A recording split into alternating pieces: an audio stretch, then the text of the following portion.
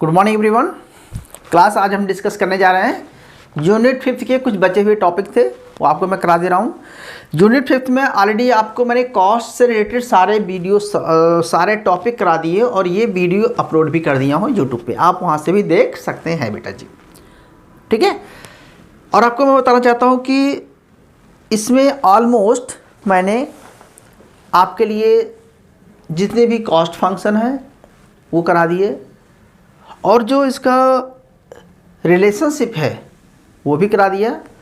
और हमारा जो लास्ट टॉपिक कॉस्ट थ्योरी से बच रहा है वो है एवरेज कॉस्ट मार्जिनल कॉस्ट का रिलेशनशिप, और थोड़ा सा है कि लॉन्ग रन एवरेज कॉस्ट कैसे निकालते हैं और शॉर्ट रन मार्जिनल कॉस्ट कैसे, लॉन्ग रन मार्जिनल कॉस्ट कैसे डेरिव करते हैं। तो इसको मैं ग्राफ में ही समझाना है तो उसको समझा दूंगा, ज़्यादा इसमें मैथमेटिकल नहीं है। और रिलेशनशिप बिटवीन एवरेज कॉस्ट और मार्जिनल कॉस्ट आपको देख लेना, अक्सर 5 मार्क्स में ये पूछ दिया जाता है क्लास, ठीक है। तो न्यूमेरिकल्स कम ही आता है, मैथमेटिकल डेरिवेशन आपको मैं बता दे रहा हूँ। तो स्टार्ट करें। ओके सो क्लास सबसे पहले देखिए कि एवरेज कॉस्ट और मार्जिनल कॉस्ट के आपको निकालना आ ही गया है। अगर कॉस्ट फंक्शन दिया गया है, कॉस्ट फंक्शन अगर दिया गया है तो ACM से निकाल सकते हैं। कोई कॉस्ट फंक्शन बताएंगे, कोई भी कॉस्ट फंक्शन कुछ भी ले लो यार, कॉस्ट फंक्शन कुछ भी ले लो, लीनियर कॉस्ट जो भी लेना है, और फिर उसमें से एवरेज कॉस्ट मार्जिनल कॉस्ट निकाला। मैं दोबारा वहाँ नहीं जा रहा हूँ, सीधे मैं ग्राफ में आता हूँ कि एवरेज कॉस्ट और मार्जिनल कॉस्ट का जो रिलेशन ग्राफ बनेगा क्लास आपका कैसे बनेगा, ग्राफ कैसे बनता है टोटली आप ये देखिए। तो बेसिकली आप कई बार कंफ्यूज हो जाते हैं और कई बार गलती भी कर देते हैं। तो मार्जिनल कॉस्ट आपको ऐसे ड्रा कर देना है, ठीक। लेकिन आपको ध्यान क्या रखना है कि जहाँ पर एवरेज कॉस्ट मिनिमम होता है वहीं पर मार्जिनल कॉस्ट उसको क्या करता है, काटता है। तो आपको एवरेज कॉस्ट ऐसे बनाना है, आपको एवरेज कॉस्ट ऐसे बनाना है कि उसको मिनिमम पे काटे।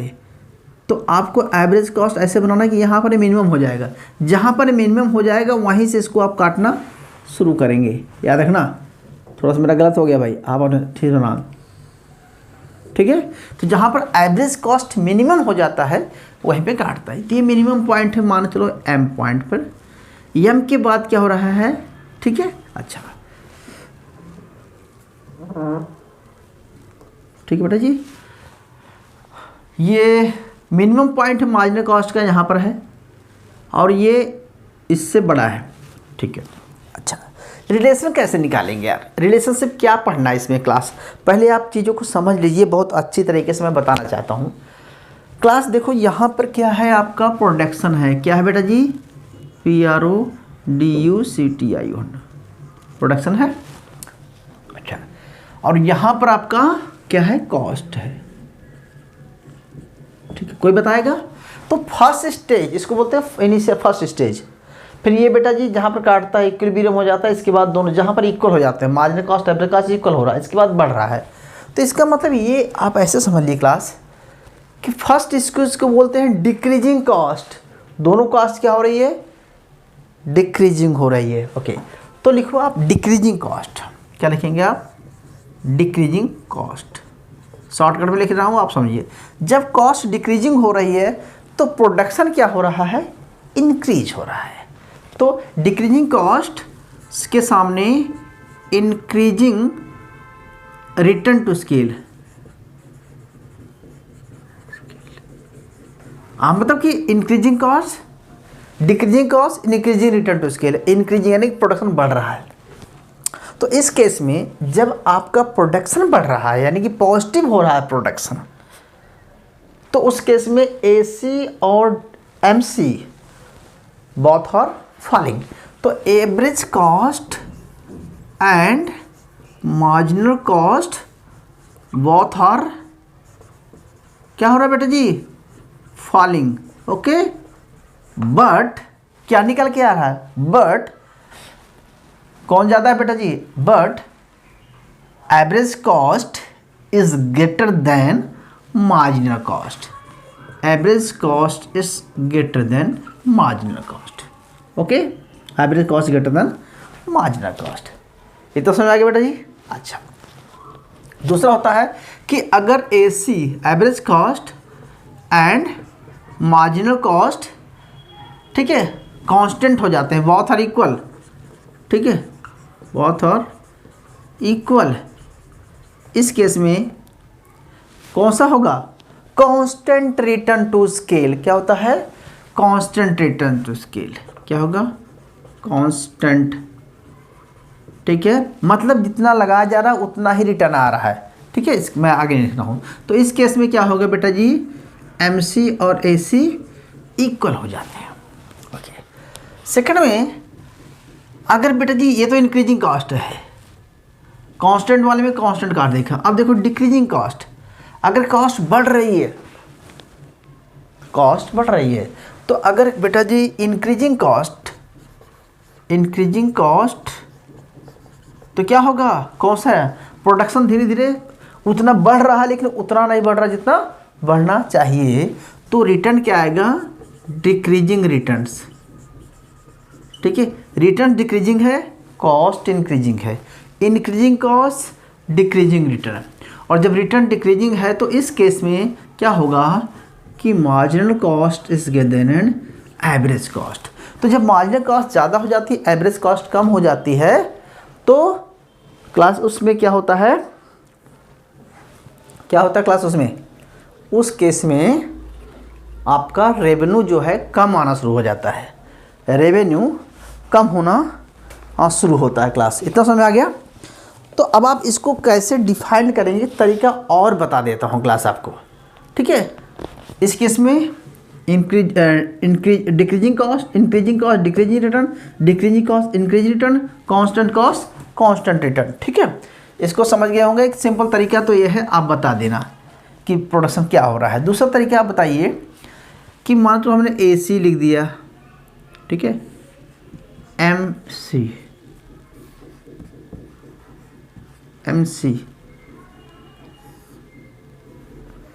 बोलो सर ये कौन सा तरीका बता रहे हैं।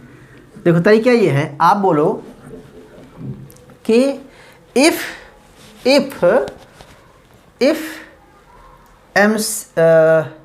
MC is marginal cost above the average cost, MC if marginal cost, ऐसा बताइए class, marginal is above the MC, देखो AC से अबव क्या है, ये एवरेज कॉस्ट है।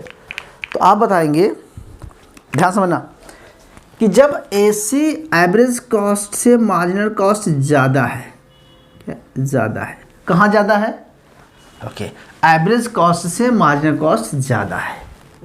जब एवरेज कॉस्ट से मार्जिनल कॉस्ट ज़्यादा है तो AC क्या हो रहा है बेटा जी, एवरेज कॉस्ट क्या हो रहा है, इंक्रीज हो रहा है। तो आप ऐसे दिखा देने कि जब भी AC से MC ज़्यादा है, वैसे देख लीजिए ये बराबर है और ये ज़्यादा है और ये कम है, तो अगर MC से AC ज़्यादा है, MC से AC, ठीक है, मतलब इस AC बराबर इक्वल होता है, इसके सामने से देखा जाए तो यानी कि MC is greater than AC, then AC is increasing, और इस केस में प्रोडक्शन क्या होगा, फॉलिंग होगा। क्यों, क्योंकि डिक्रीजिंग रिटर्न टू स्केल हो जाएगा। AC बराबर MC, तो इस केस में कांस्टेंट बना दीजिए रिटर्न टू स्केल, और दोनों इक्वल हैं, मतलब यहाँ पर MC क्या हो जा रहा है, 0 हो जा रहा है, बहुत ही मतलब यहाँ पर कोई चेंज नहीं आ रहा है।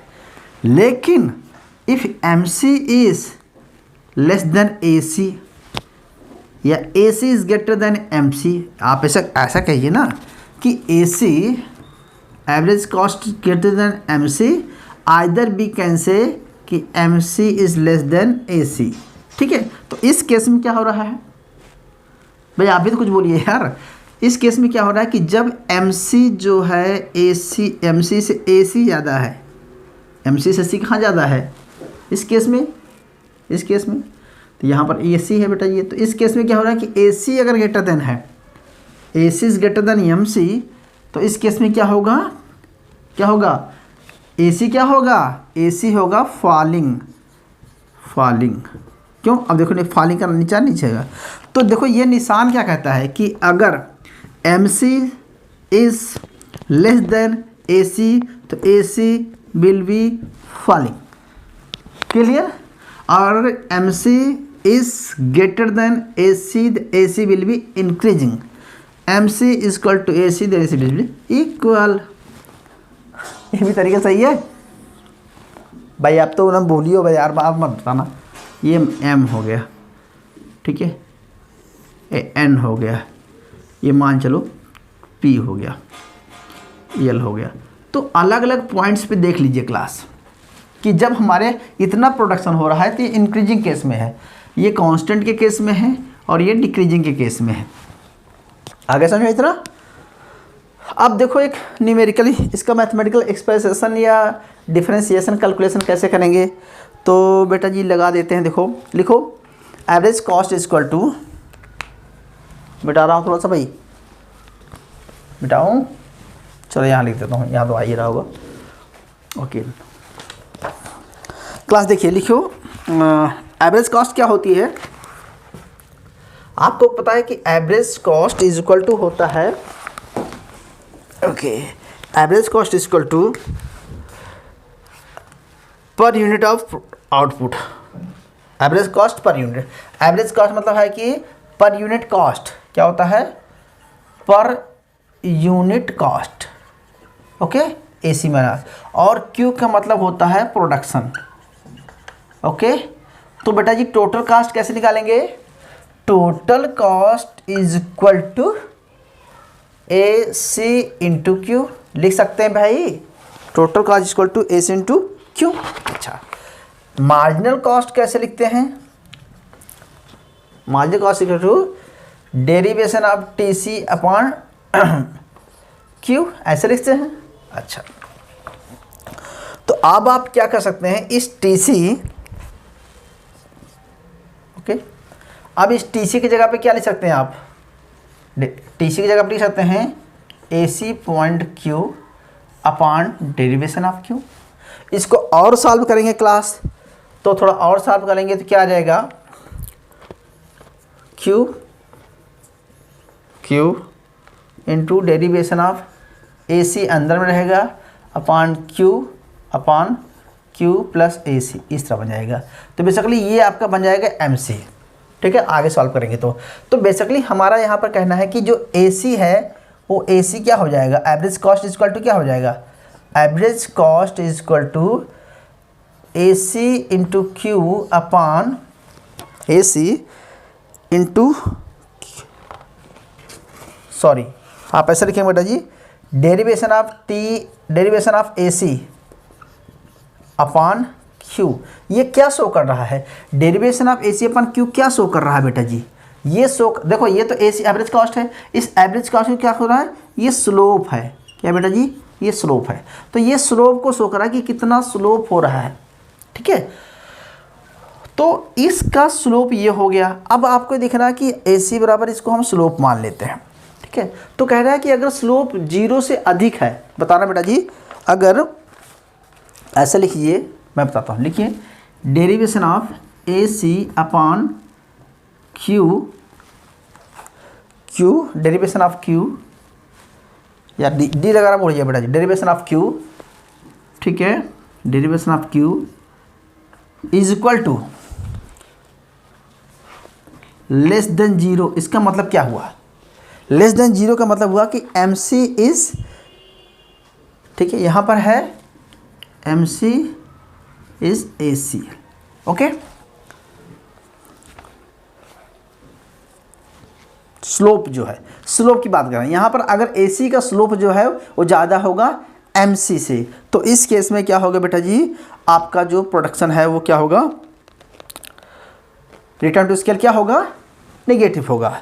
और अगर बेटा जी derivation of A C upon derivation of Q is equal to 0 होगा, तो इसका मतलब होगा एम सी और ए सी का स्लोप जो है इक्वल है, तो यानी कि ये आ गया। तीसरा लिखेंगे derivation of A C upon derivation of Q is equal to, अगर ग्रेटर देन 0, इसका मतलब क्लास क्या हुआ कि M C is greater than A C, ठीक है, M C is greater than A C, यानी कि एम सी का स्लोप जो है ए सी के स्लोप से ज़्यादा है। ठीक है बेटा जी, नोट कर लिया होगा। सो बेटा जी समझ में आ गया, या हम इसको आगे चले। तो बेसिकली आपको ये डेरिवेटिव्स दिखाने हैं कि किस तरह से आप निकालते हैं डिफरेंशिएशन। तो अब आपको अगर 5 मार्क्स में आता बेटा जी तो किस तरीके से समझाना है आपको मैंने बता दिया कि भैया इसमें 4 चीज़ें दिखाना है, कॉस्ट वगैरह को दिखाना है, प्रोडक्शन को भी दिखाना है, और रिटर्न टू स्केल है यहाँ पर, क्योंकि रिटर्न टू स्केल इसी में दिख रहा है बेटा जी। ठीक है, ओके, समझ में आ गया। चलो ठीक है, अब नेक्स्ट टॉपिक एक और करा देता हूँ, long run average cost curve कैसे निकालते हैं और उसका मतलब क्या वहाँ पर। ठीक है, तो इसको नोट कर लीजिए, फिर मैं चलते हैं आगे।